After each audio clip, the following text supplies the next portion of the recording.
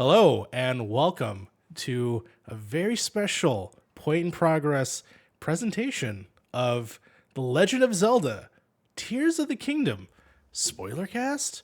We've actually completed this game. Weird. We're I'm we're two of 10 people. two of 10 people in the world because everyone else is too much dicking around making F-150s and like Warhawks and all types of stuff. And no, that's sense. So, yes, of course, it's me, Mario. Going to be joined today by the one and only beard and the hair himself, Harv. How you doing, Harv? I'm doing well. I am doing well. I'm very tired, but I'm doing well. I'm tired because of this game. Let's be clear. I'm tired because of this game. But Okay. Okay. And you heard it here, folks. Yes, we're going to be talking everything about Legends of Zelda: Tears of the Kingdom. We're going to be talking about our thoughts of the game, probably a little bit of our history of Breath of the Wild, because that's probably going to be relevant for this conversation, as well as some spoilers. So we will get into that probably near the end of the video. But to start with, I'm going to just start talking with Harv, and we're going to get into it. So right now, the first thing, Harv, I got to ask. When did you start playing this game? Did you play at launch? Did you play it afterward? Did you play it on stream? How did it go for you? I started streaming it the day after it launched. No, it was the night that it launched. The night that it launched. Okay. I played it. I started, and then I haven't stopped since. I have. I clocked in to the end of the game about 125 hours, I think, in the game. When I finished, they don't tell you your actual official hours, right? Nintendo's just like it's ballpark, right? So yeah, I put in about 125 hours into the game when I rolled credits, and I'm still playing it. So that's a testament to the game. Yeah, I've spent 2 additional days now, just still playing the game, going around, completing the specific area that is expansive, that I totally was like avoiding for majority of the game. So definitely thought that this game was not going to be as big as it is, but it is way bigger than I ever thought. But okay, so since you just ditched into it, I do want to have a recap of what you thought of Breath of the Wild, because if I'm not mistaken, you actually didn't like that game as much as most people do. Is that correct?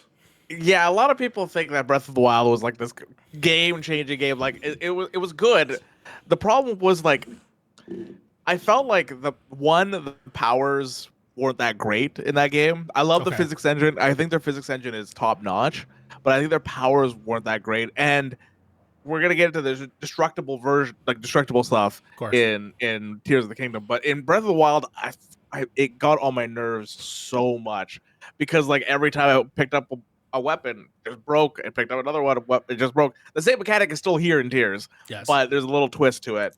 And I think like the story just wasn't done well in Breath of the Wild. Okay. I still have my own problems with a little bit of this story, but I think they've done a lot better this time. But like, man, it's like you're going to the four places, you get the same cutscene, and then you fight Ganon, and you're like, well, that was okay. That's what the game was. That's cool, I guess. I just felt like Breath of the Wild was much more empty as well. It just didn't feel like a lived-in world where like you compare it to like Elden Ring, for example. Elden Ring feels lived in. It feels like when you go through, there's a catacomb there, there's NPCs walking around, there's just like these encampments and stuff like that, and you can just kind of like take over, or there's always items somewhere. And Breath of the Wild just wasn't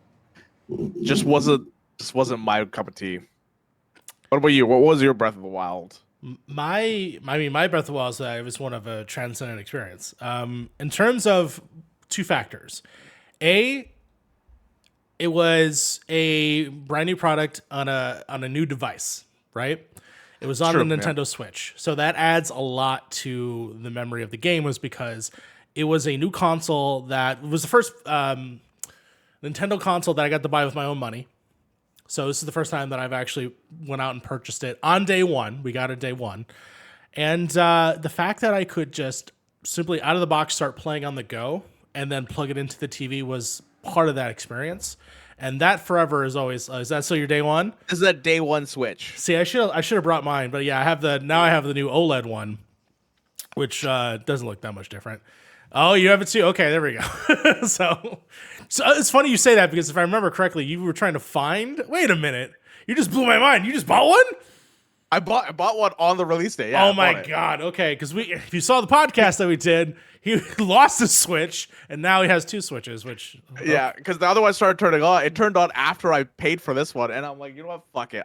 This screen looks fucking awesome. So I was like, you know what? I'll God, stick with you it. got to boot up Mario Kart and so many other games on there. It looks fantastic. Oh, So. Mario Kart would look so nice with like Yes. their with their engine. Oh man. Yeah, so good. So yes, so part and partial, the experience of the game is tied to the system. The game itself, though, for me, it was just an exploration masterpiece in terms of just like being able to be lost in a world, and you can go in any of the directions. You can go any of the 4 winds.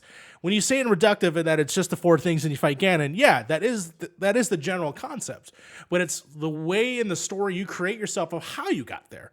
Right, I go through these mountains, I go through this tunnel, and I go through this area. I find this cave, and the music that swells beneath it. The bad guys, the guardians at the time were also a big factor.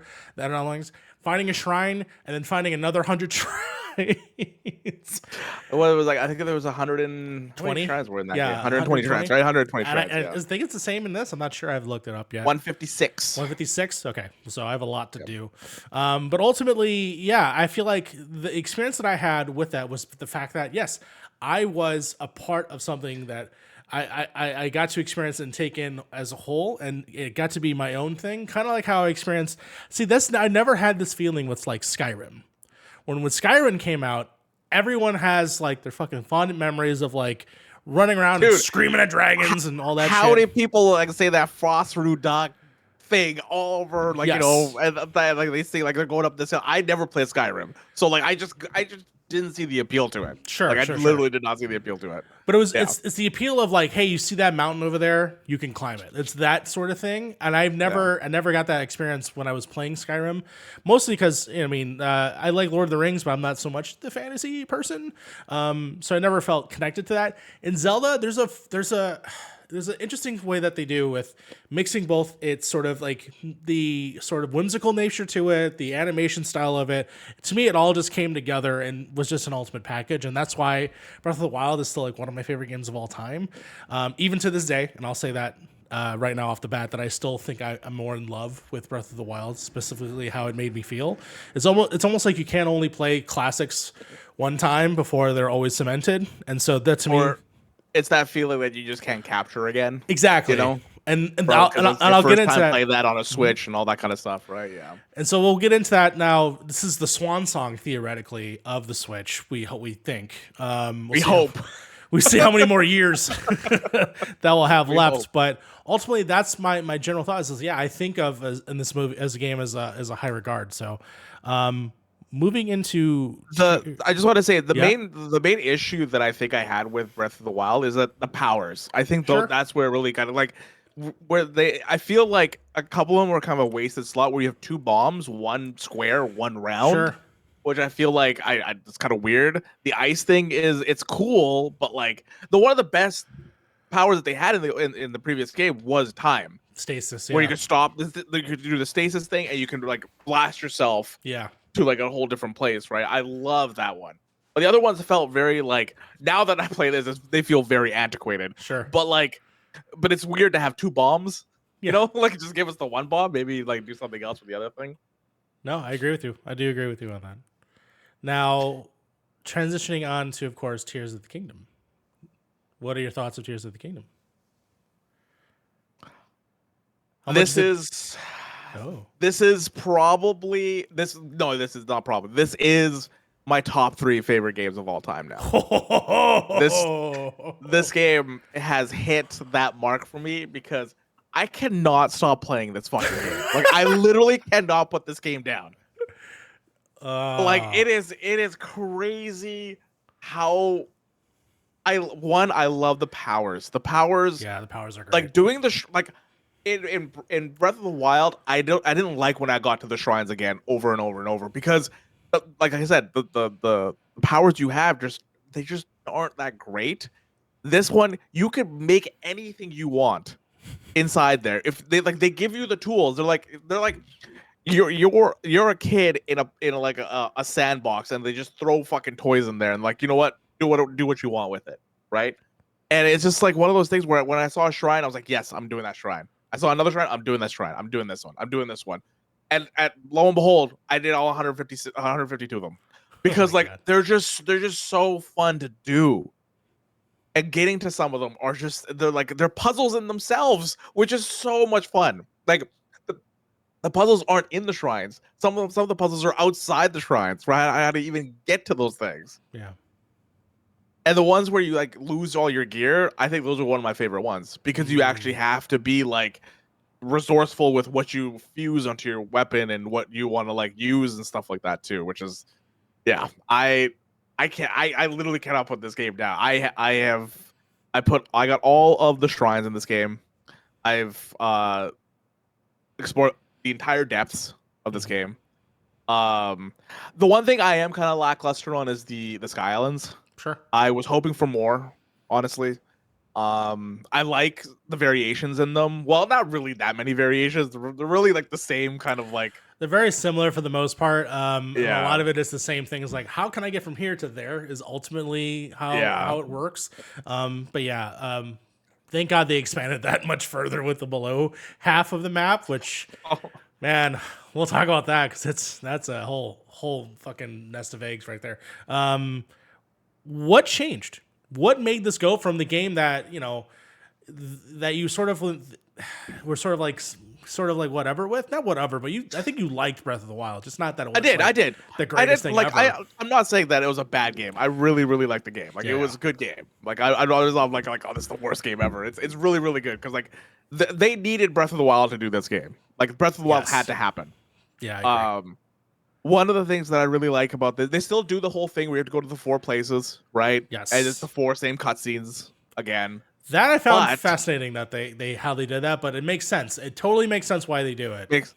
But one thing that really kind of made it better is the tears. When you get the dragon tears, that is where the actual story is. That's the and word. I wanted more of them. I wanted like 20 of those things because they were so meaty. They were so good.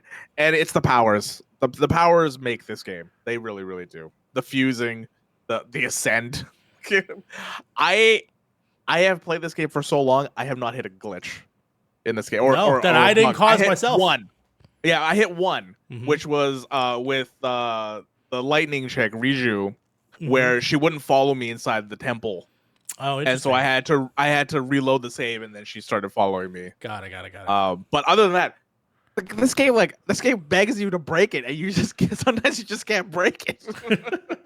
I don't know if you've had any glitches or anything like that. I wouldn't say I had any glitches. The only aspect of the game that I think that I run into is that there are companions in this game. Companions, quote unquote, are unreliable when you need them. Unreliable. And there'll be situations where like I need to do an area of effect attack, and I can't find you because you keep running away from me.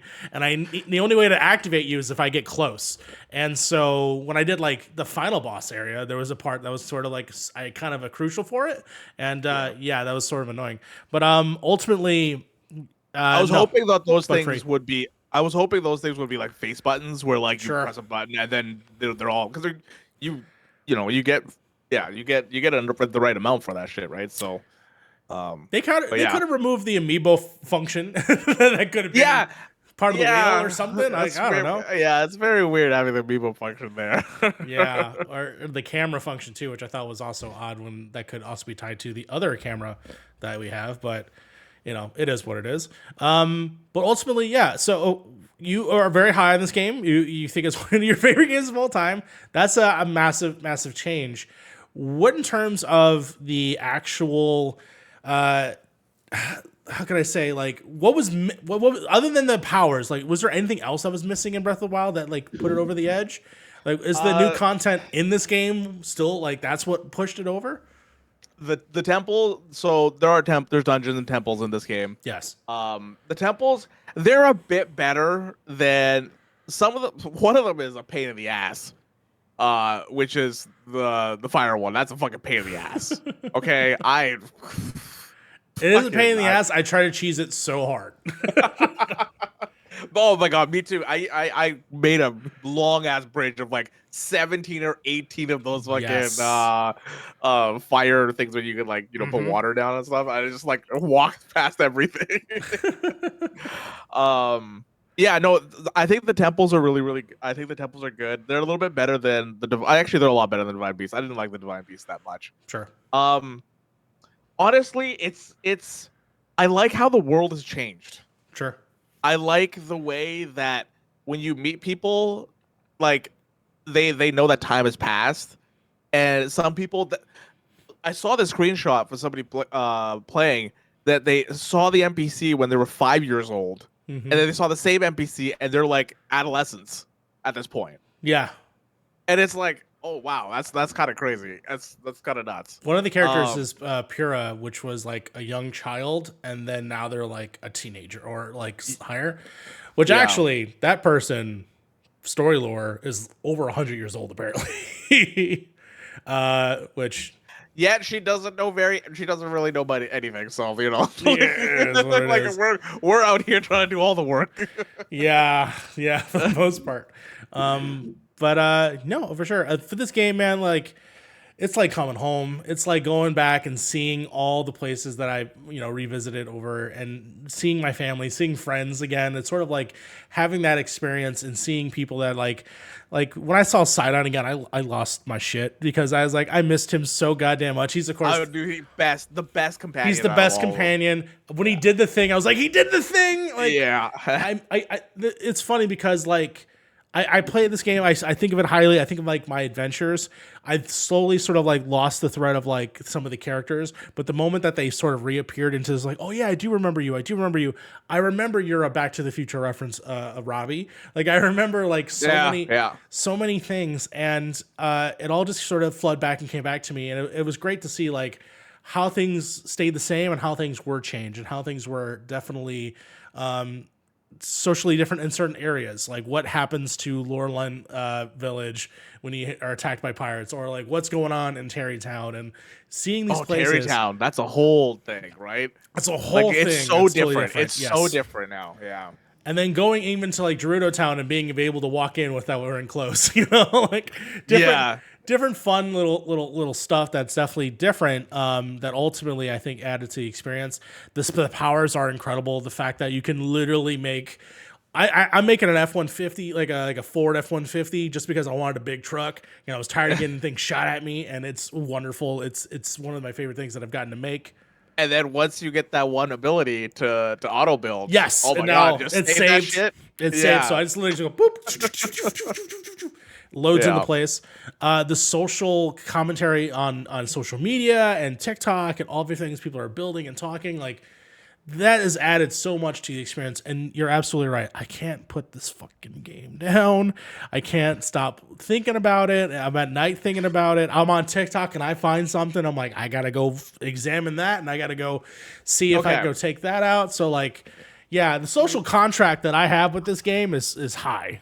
I am trying to remember a game. Like I love Elden Ring, but I don't think it had it on this level of what you can do in this world, which is understandable because like the Elden Ring isn't that kind of game, right? No, but like, man, the fact that like you can the puzzles in this game, there are millions of different ways you can solve these puzzles. Yes, there isn't one solution to do the puzzle. There's millions of ways of doing it. And I just love that so much. And just how they've kind of upped the ante from the previous game. Korok seeds are still there. I hate them. But they added a variation to it, which is kind of neat. Yes. Where you have to take one to another place. Yes. That's kind of cool. There's some changes, for sure. They're still a fucking annoying piece of shit.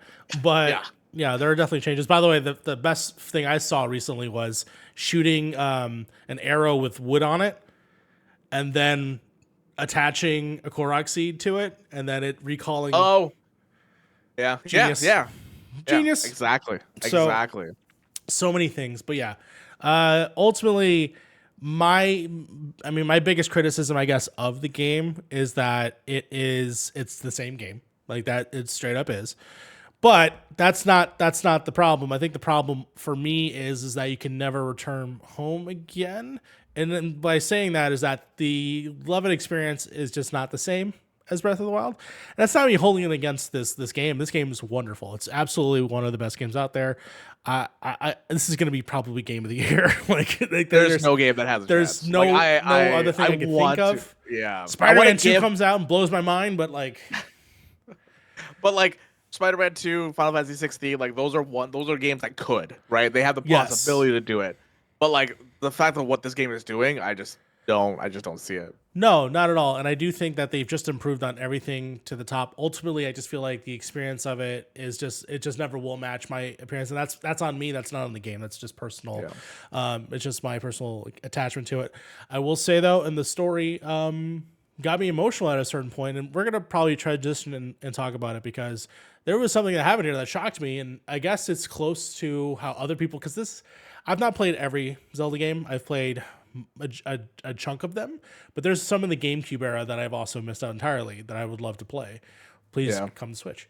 But we'll go ahead. We're gonna transition over to spoilers. We're gonna be full like things that happen, things we've experienced, and I do want to say before we get to spoilers, the one gripe I do have with this game. Oh yes, combat fucking sucks. Combat does kind of fucking suck, unless you have the Master Sword and you're a fucking master. It's so good. Yeah, but it still breaks, and it's just like 10 minutes of fucking, it's gone for 10 minutes. You're like, God damn it, man! I just want to use the Master Sword.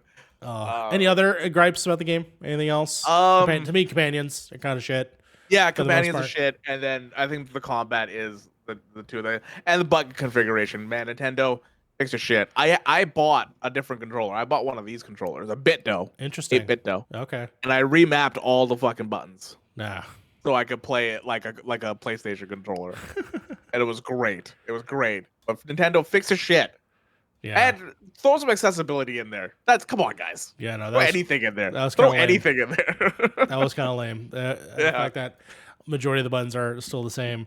But from there, we're gonna go ahead and we're gonna talk about stories and different experiences. Before we get into major story spoilers, I do want to talk about this one experience that I had, which I don't know if you had the same experience, but this is how I discovered it.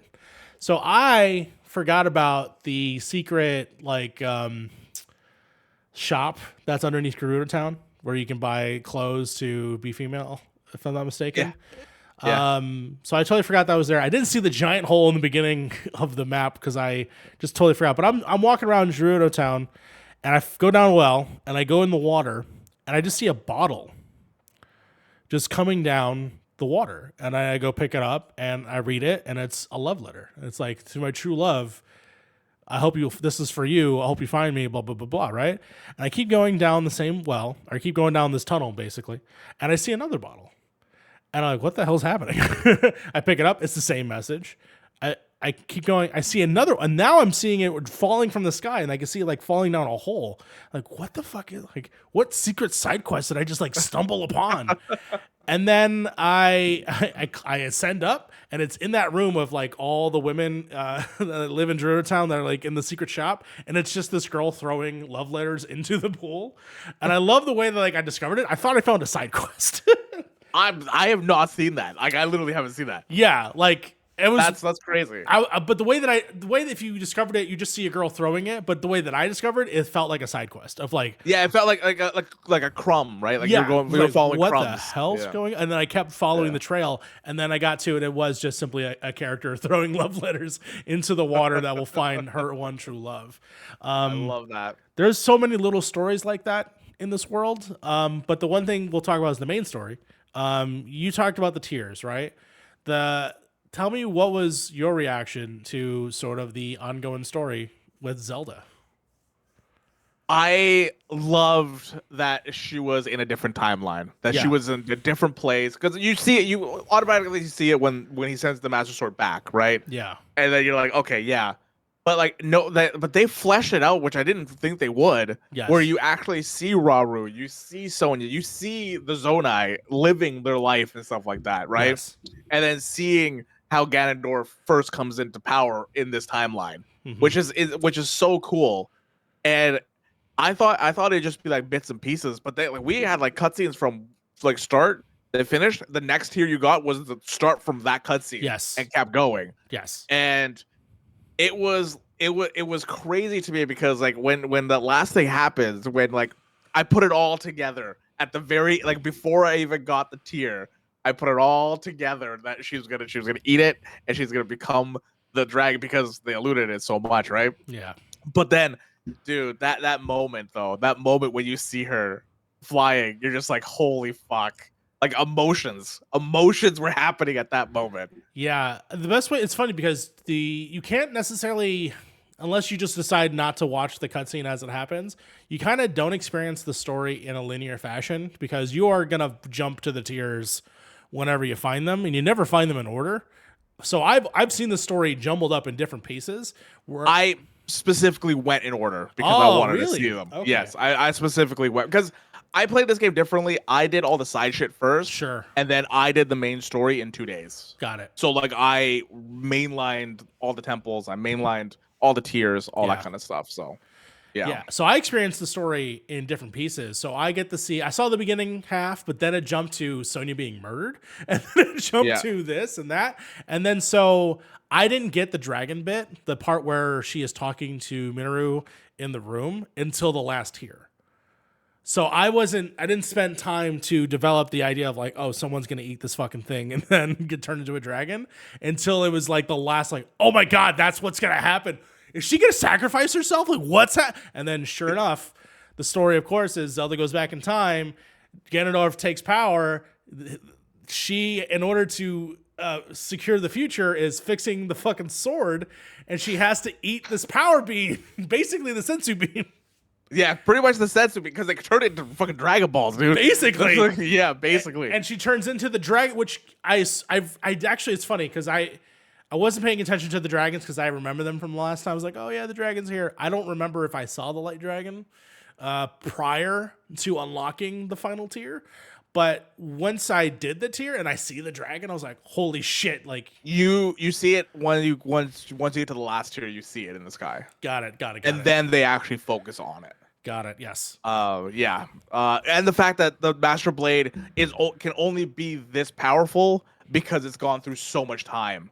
Literally, right? yes. From when she has it all the way to where theoretically even before Breath of the Wild, right? Yeah, like, even before Breath of the Wild. So, yeah, and it's lodged inside the top of Zelda's head, and then the only way to retrieve it is to landing on Zelda, and then of course pulling it from her. But you need the right amount of stamina. And when I first did it, I didn't have that. I didn't have enough. Oh, so I lost her, Ooh. and I had to go build it up. I had to build up the stamina, and I was like, how the fuck do I find Zelda again? Like I didn't know her path. Like. But then it's I figured funny it out. because like I watched speed runs of this now, and like you can do that without the staminas, but like you have to do so much other crap, right? Yeah. So, but yeah, like it was awesome going through that cutscene, and then like the Ganondorf fight was so good. So like, yeah, it was so good. Yeah. I mean, Gloom sucks ass, but like Gloom you know, sucks like ass. Gloom hands suck ass. Like yeah. Oh my god, it's funny Dude, because that's horror game right there. I fought Phantom Ganon early because I cleared up the Deku tree, and so when Phantom Ganon showed up, I was like, "What the fuck? What's happening? like what did I just unlock?" And then yeah, so I defeated there. So I kind of understood how the fight was gonna go. For when I actually then fought him, actually you fight him multiple times. You fight him in the castle, then you fight him down below. Yeah. But ultimately, the way that they displace the tiers, depending on how your gameplay style, if you obviously do it in order or if you decide to do it, the way that I did it, you get a lot from the story, and then the actual basically gathering of the 4 stages or 5 stages. Is very straightforward depending on whenever you get it. Very much like before. The Wind one is the best dude, though. He's the best. He is the best. Okay, let's talk about the temples. Which is your favorite temple? Getting to the Wind Temple is my favorite. That is the best. Yes, by far. Yeah, the Water Temple is my favorite puzzle stuff. Sure. That they did. Sure. Yeah. But like the approach to the Wind Temple was fucking awesome. Like that was so good. Like we find the ships and you bounce off the ships and you go even further. Like all the verticality within that temple, that was the first one I did, and I was like, oh boy, I'm in for a fucking treat. If any temples Yeah, like this. I feel like I should have did that one because that was my last one I did. Oh, okay. Was that so? Like I got through like the water temple where like I think the water temple puzzles were actually pretty difficult for the most part. Sure. On some of them, but then when I got to the wind temple, I was like, these are pretty straightforward. But it makes sense because that's supposed to be the first one you go to, anyways, right? Yeah. Yeah. Yeah, no, in terms of like, and then the boss battle alone, I think was probably my favorite of, I was being cool as shit, like shooting down and then like blasting through Yeah. and then like aiming up and shooting like. It is the best one out of all of them. Yeah. The water temple one is it's not that good. The Yeah. the fire temple one is kind of meh too. I feel like the bosses aren't that good in this game. Sure. For the most, like all the main story bosses, like the I don't know if you fought the Gleox or anything. Yeah, those are pretty fun. I fought some of fight. the Gleox, yeah. Yeah. You know, I've had my time with some of them for sure. But and the fact that, and then spoilers for the game, there is a underworld to the kingdom, which is massive. It is so big. You can also fight those bosses again. Yeah, And all of them are down there. Yeah. now, quick question to you: can you do it multiple times down there? Because I could have swore Yes. I saw that. Because Every time there is a blood moon. So the blood moon is the game's way of saying everything gets reset in the game. Of course. Yes. So all the enemies get reset. All of the Colosseums gets reset. Everything gets reset. So it's their way of just like clean slate the game. That's the reason why there's a cutscene for it too, because it needs time to reset everything. Mm-hmm. Yeah. I love the underground area. Dude, it's a horror thing going into it for the first time. I was so scared to go down there. It's so and creepy. me throwing the fucking bright blue just to see where the hell I'm going. Yes. Until I got to the point where I noticed something. Yeah. I noticed something about the underground. What did you notice? That it is the mirror image of Hyrule. Yeah. And I was like, why is this? Why am I going into a valley? And then I looked because I had the other map up because you can have the other map up at the same time, and it's a mountain. I was like, what the fuck? Yep. This is weird. And then I figured then I saw something else. That everywhere there's a shrine, there's a light route. Yes. And I was like, what the fuck? I literally discovered that tonight when I was just looking at the map. Like, wait a minute. Oh, so if I go that direction, that's where a light route's going to be, and I'm going to be able to light. Yep. Okay. You fuckers. And those light routes are backwards in name of the shrines. And I was like, what the fuck? Man, come on. I love that the game does not tell you that. You just have to sort of discover it. And it adds to that mystery and the fastness of it. Like, and then of course I love that the different areas, there's cold, there's hot. Like, it's all intermixed and remixed, and so many interesting things. There's water down there, which I just discovered today. Yeah. The fact that the only thing that I don't like about it is, and if you look at the map of it, there are areas that are blocked off or they're walled off, and it's because that's where the water is on the upper. Yeah, on the upper side. Yeah, and it sucks because you can't. There's sometimes you just can't cut around it. Which is oh, dude, I wasted so much time trying to go over this mountain, and then I hit the roof, and I was like, I just wasted like 30 fucking bright blues trying to do this. Yes. And I was like, you know what, whatever, because you know what you could do is you could just jump off and just glide another direction, and then just pray that you see that little glimmer of like orangey light. Exactly. Yeah, that's been my. Go ahead. Sorry, no, go. No, that's just been my adventure so far. Is whenever I'll jump into a chasm, immediately do is pan around to see where I see them, clock in the few places that I need to head to, and then luckily I've updated my my Apira pad so that way I can do like the little quick spots. So like quick travel. Yeah. So that way I can like quickly just put it here, and then I have an access point where I can access 3 of them, and then I just gotta head those directions. So no, that the Pad upgrades, I mean, they're the same as the previous game, but and like they were DLC, the medallion, weren't they? Weren't they DLC? The medallion was, I think. Yeah, but the Sensor Plus was part of the game. I remember that because I remember that sound, that dunk sound. One of the best things about the depths, though. This is my favorite thing about the depths. Is the gear you get from down there. Yeah. Dude, when I found out that you can get the Ocarina of Time outfit down there, I freaked the fuck out. Because that's my favorite Zelda game. And I was like, oh my god. That's what I've been rocking the entire time. I have fully upgraded. I'm just rocking that. Then I found out that you get the Majora's Mask, and I was like, what? Yeah, yeah. What? And then you get the Link's Awakening outfit, and it turns him into Link's Awakening from the game. Like, what? Yeah, I'm slowly going through and collecting all those as I can. I did get all the Ocarina of Time outfit. I have the Majora's Mask. I have one part of Link's Awakening armor. I have to do. Oh, some of those are so hard to get, though. They're so hard to get because, like, it's so annoying. Yeah, actually, so I did cheese the Majora's Mask one. I saw a TikTok of someone had the ancient blade or something like that. Oh yeah, you just one shot kills. So I duplicated that a bunch. Just shot up. The great thing about it is that the next Blood Moon, you can get those items if you want to fight them Yes. regularly, right? So, like, Yes. as long as you just want that. One of the things, this is a theory that I had about the depths, right?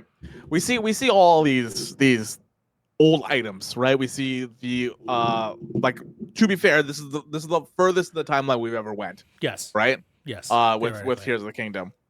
We see all these, like, Ocarina of Time, we see Majora's Mask, we see all this. To me, this is like my headcanon, is that the depths are just the world building on top of each other, Sure. higher and higher and higher. Sure. And all this stuff is just lost through time. And then you that. just pick it up through a chest. Because it's like, it was there, it's always been there. It's just Hyrule's just changed so much over time. Yes. That all this, like, stuff has just been lost. And people are starting to, like, excavate, like, the depths and stuff like that, and trying to see, like, what kind of stuff, because, like, we see civilization down there. Yes. With the Zora, right? You see Zora statues all over the place. Mm-hmm. So, like, we see a lot of that stuff, and I'm just like I in my head, I'm just like, that's gotta be it. Like, that's gotta be something, because, like, they're only down there. Like, most of them are only down there. Yeah. No, I actually love that idea that the timeline of Legend of Zelda has just all been unpacked, and it's just it building on itself. And maybe some things are always the same, like maybe the Hyrule Castle is always the same. But I do love the idea of, like, because I'm also, after I'm done, I brought this up in the podcast that I was playing Skyward Sword in order to lead up to this. I finally discovered that you can actually, if you hold the two Joy-Cons, it actually controls like normal cameras. Oh, really? It does. If you could, for some reason in that mode, because you do the swipe, with the fight. So Yeah. it made it a little bit more tolerable to play. But I'm gonna have to do motion controls. I'm gonna definitely try it. If I'm not mistaken, that was the earliest in the timeline before this. Yes. Before Zonai. So it's fun to see, like, the correlation of, like, the Sky Islands and that, and how they could have possibly have, like, transitioned, and then eventually everything came to the ground, and that's possible that then the rest of the games then follow. But yeah, I definitely can see that through line, and I do find that fun and interesting, of this just consistent battle between these characters and these creatures. I want to get more lore of the game, because this game has actually got me into it now. Sure. Like, I know most of the, I know some of the, I can't say most of the lore. I can't even say that. I know some of the lore. The fact that they never mention the Triforce in this game is weird. Not once. Not once. You see it once when he recreates the castle again. You see it on the ground, but, like, we never mention it. Like, nobody mentions it. That's why it's the idea that it's the same castle, and it's just through time. Like, that's what I'm wondering. Yeah. Exactly. It just travels through. It's like the Temple of Time. It just travels through, right? One of the biggest lore drops, though. This is when you get all the shrines, right? You get this is fine to talk, right? That's fine. Continue. Okay. No, I'm okay with it. You get this armor piece that is a Zonai full body suit, Zonai of peace, that is supposed to be the first steward to the rule, like, one of the queens of Hyrule. Interesting. And the theory is that is Link's first set in the Zonai times. Interesting. So it feels like we're just kind of repeating, because like Zelda's just repeating timelines, right? Because there's three people fighting each other all the fucking time. All the time. It's Ganondorf, Zelda, Link just fighting each other, because you can't have the Triforce without all three of them. Yeah. Right? That's the only way you can do this. So, like, it's getting that armor, you're just like, wait, so then did Link exist back in the day as a Zonai? But, like, he wasn't Link at that time. He was probably named something else, right? Sure. At that time. So it was very interesting, because, like, he's got the whole get up and everything like that, like a Zonai get up. It was very, very cool getting that armor at the end of getting all the shrines. Where do you see them taking this in the future? Do you want them to go back to Zonai, like in terms of like with these builds, and have that connect to that timeline? Like if they continue on, because they're ultimately going to stay with the open world aspect of it, but I assume they're going to have some sort of change, either art style wise or something. I mean, where would you hopefully a better resolution. We, I'm a sucker for continuity. Of course. I want them to keep going with this story. They won't. I know they won't. They're gonna go to like fucking thousands of years further or some shit like that. Yeah. Because I think we've gotten to the point of just like they just love jumping around. They just love like taking a story. I think this one was like a edge, like it wasn't an edge case, but it was like a weird case. Sure. Where they're like, let's do Breath of the Wild and let's do Tears of the Kingdom, which are like back to back. Yeah. But they can't do Hyrule a third time. They can't do the same map a third time. And it's not like the first one is Calamity Ganon, which I assume.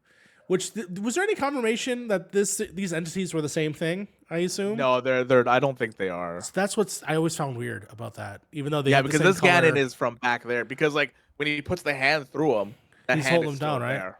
Yeah. Unless is it like his power seeping up? Like I don't know. Like I haven't really focused too much on what the correlation of Breath of the Wild's Calamity Ganon and this guy's Ganon. Like I assume they're connected in some way, but there's nothing here that was like definitive link that I found or saw. But I don't know. It made me question that specifically. But yeah, no, I don't know. We'll see. I did want to specify at the very end after you kick Ganon's ass. We had to fight him like 4 fucking times, which I know so many times. I'll tell you what, man. I was losing sleep figuring out that last half where he like banishes your buddies, and he would dodge my quick time attack. Like we would do the furry, and then he would dodge that. I was like, "You motherfucker! Like, how am I gonna fight you?" Luckily, I had enough Gideo bones, which apparently does a lot of damage to him. So I kept smashing him with that, and eventually got him. But you know what the most annoying thing is? His fucking health bar was so off center. Oh my god! I was like, as a UI thing, I was like, what the fuck are you guys doing, man? I love the idea of it though. It's like it's just so OP that he's going off the screen.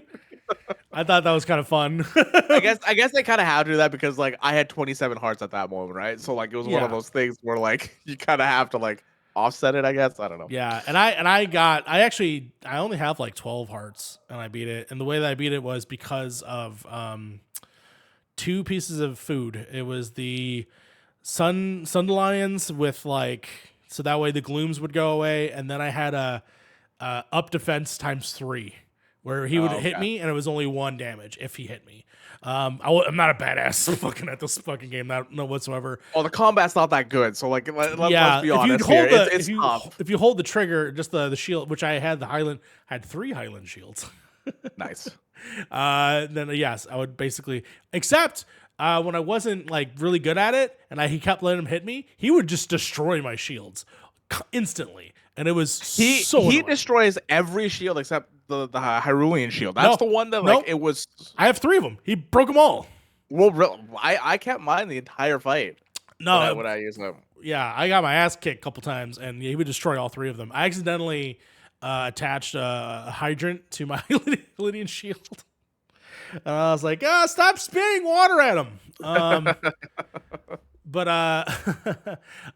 yeah, I once we killed him, and then he becomes a dragon. No shit, he was gonna do that. Saw that one coming from a mile away. Once I started getting in the air and I was on top of Zelda fighting him, I was like, "This is fucking awesome. This is great." It's epic though. Yeah, it's epic. The music, and you can. I don't think you can actually die through as well. No, Zelda always picks you up, and you always do it. Right, all you really got to do is just avoid his hits and then just shoot the, shoot the one thing one thing I do want to know is like, what if you don't catch Zelda at the end? What happens? There's got to be a YouTube video out there that my chat tempted me. I was tempted. I was like, you know what? I'm just gonna chill up here and see what happens. Even continue if you're not holding. Yeah, because you have to hold it, right? Or yeah, you have to hold it. Interesting. You have to like dive down, right? Just game over, probably. Yeah, or they'll probably just restart the process again. So silly. Yeah. But I love that it's the same shot from the beginning of the game, where he is, of course, reaching out.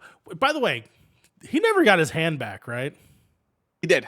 He did get his hand back. Okay, I have to He did. look because He got all naked and he got his hand back. that's right. He did get all naked. That was weird. Yeah. I thought that was weird. Yeah, it was very weird.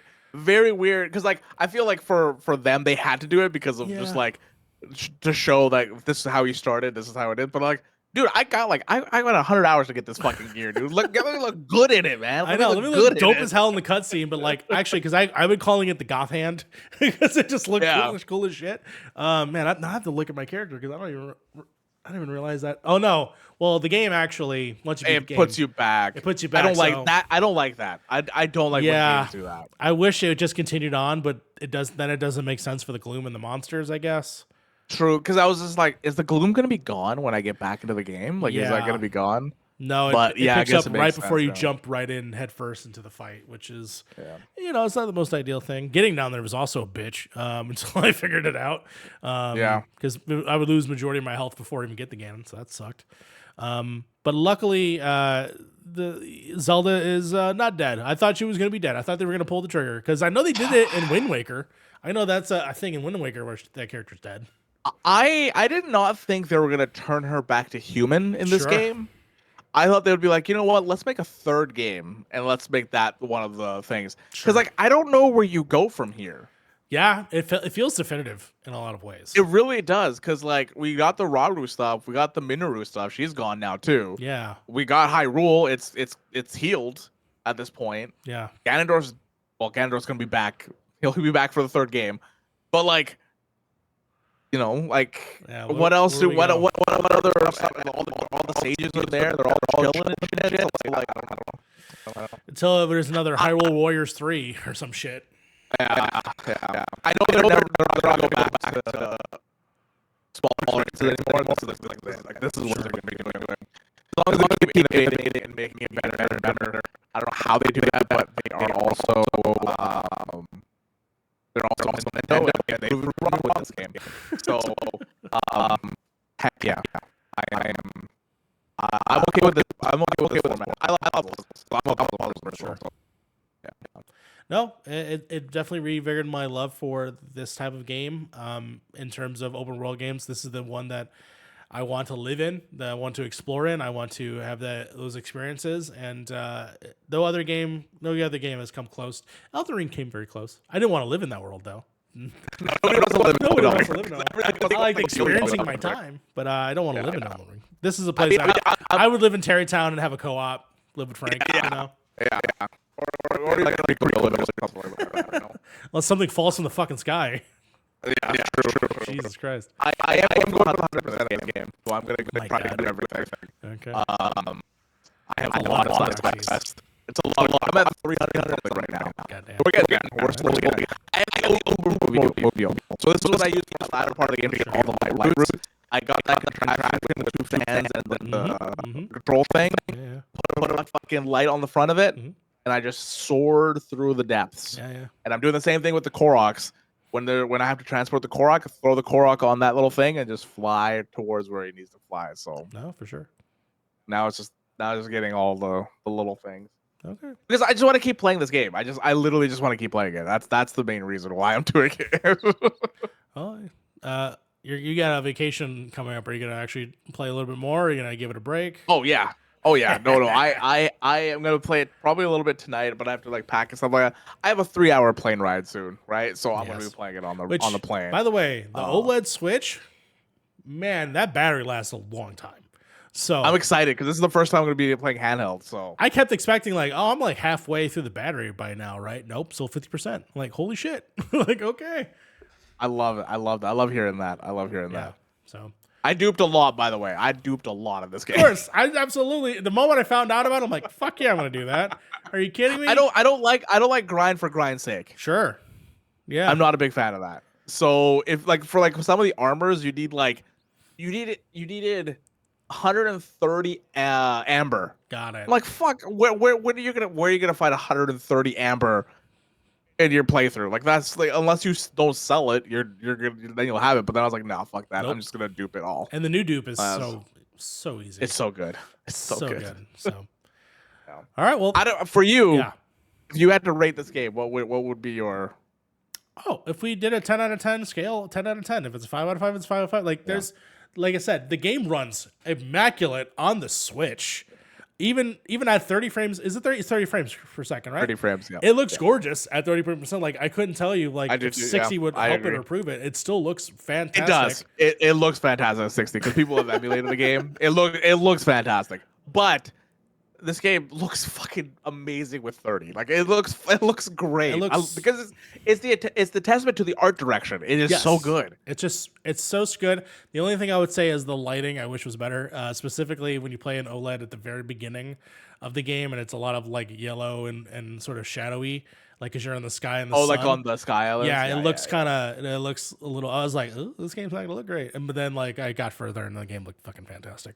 So no, ultimately, yeah, it runs immaculate. It's just Breath of the Wild game plus times a million because of the additional stuff that you can do. It makes you feel like a badass when you are in certain moments. Some of the boss fights are some of the best boss fights I'm gonna remember. And then I'm gonna remember kicking Ganon's ass. So this is a 5 out of 5. This is a 10 out of 10. 100%, man. Game of the year. Game of the year. Calling it right now. There's no other game that's gonna beat this game. Unless Mortal Kombat 1 comes out and blows me away, which I doubt it. Yeah, I'm still trying to see. I'm still trying to see like, is this gonna be number 2 or 3 on my list? Because like number 1 is Bloodborne. That's my favorite game of all time, and I don't think. And then number 2 is Last of Us. And then I think I would put this game, but like I don't know, man. The thing is, like Last of Us was such a special experience. Yes, play that for the first time. Like it was like I never felt those emotions playing a game before. Mm-hmm. So like it's hard for me because like I felt emotions in this game, but most of it was like, you know, like I want to go there, I want to go there, I want to go there. Like the story beats were like, oh yeah, there's like there were some of them, but like Last of Us is just like. Smack stab in the face. Yeah. Oh, I hope we get factions tomorrow. Or today. Oh my god, yes. Tomorrow. We're probably releasing this on Wednesday. So we'll see. But yeah, that has been our Legend of Zelda Tears of the Kingdom Spoilercast. I want to thank Harv for joining me today. Thank you so much, Harv, for being here. Where can people find you? Thank you for finishing the game. I know, right? I was holding off too. I was just like, I'm just gonna savor this, but then I was just like, I could just end it. And when I thought I ended it, no, I still had like 50,000 things I still had to do. Oh my god, that was annoying. Yeah. I got to Hyrule Castle and I was fighting Phantom Ganon and I was like, yes, I'm fucking ready. Let's do this. And then somebody in chat's like, you're still like 4 hours away. I was like, what the fuck, man? Yeah. I thought I was done. I thought I was done too. I was like, oh wait, I still got a lot more to do. Shit. All right. Yeah. But then I figured it out and I got through it. So that is what it is. Harv, where can people find you on the net? What are you doing? What you got up to? For the next week, nothing. But you can find me up here in the hair, pretty much everywhere: Instagram, Twitter, all that kind of fun stuff. But yeah, I'm on vacation for about a week. I'm back on Wednesday next week, or Wednesday night next week. All right. So I will be missing 2 of the podcasts, but yeah, I just need some time away, and I'm very, very excited for it. I'm very, very excited for it, but I'm excited to come back and talk to everybody and play some more games, and write some more reviews. That sounds wonderful. And of course, you can find me here at Point in Progress, as well as that Rivera on Twitter, where you can see all of my musings. I don't have a lot. Oh, MCU University is still going to be ending soon, so definitely check out for that if you like movies. But if you want to see more game stuff, I have a new game that I'm hopefully going to be testing out. I'm excited to talk about that when I get a chance to dive a little deeper with it. So we shall see. Ooh. So a little tease there. But in the meantime, thank you so much for watching. And remember, save Zelda. Always save Zelda. Always save Zelda. Even if she has the Master Sword stuck in her temple.